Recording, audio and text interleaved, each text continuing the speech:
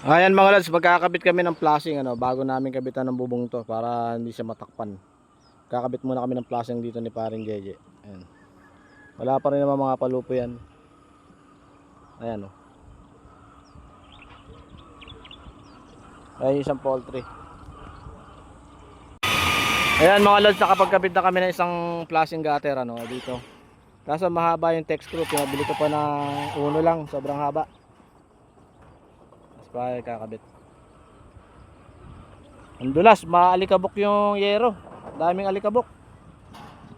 Dahil doon sa may planta na yun, daming alikabok. Gawaan ng Habiflex.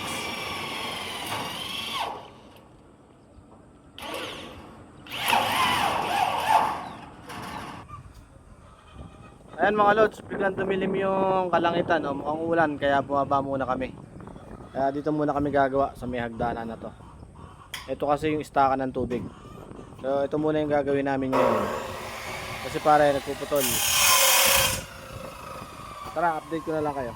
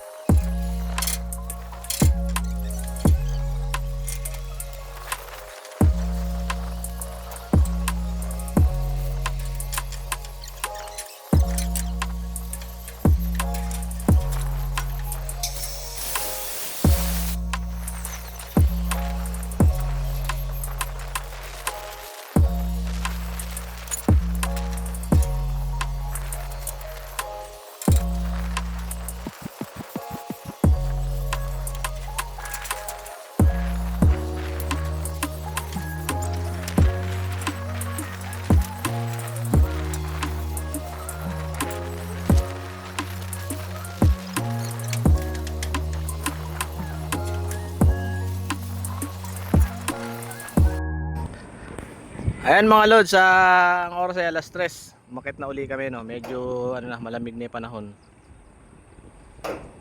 Kakabit kami ng flashing. So update ko na lang kayo maya mga lods. Nakapagkabit na kami ng ng flashing. Ayan. Tinitira na ni pare. Ayan oh. So napakaalikabok nung nung yero. Napakaalikabok. Hindi ka makakatapak. So full text lang ni pare ito, tapos uwi na kami. Bukas naman ng umaga to.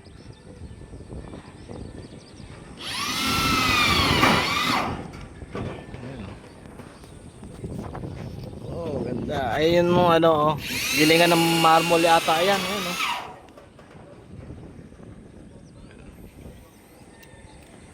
Ayun nakapagkabit na kami ng flashing. Ayan mga lods, nagpo-full text pa si Parang Jeje sa flashing. Ako pababa na. Ayun, daming manok Ay, grabe hangin dito sa taas.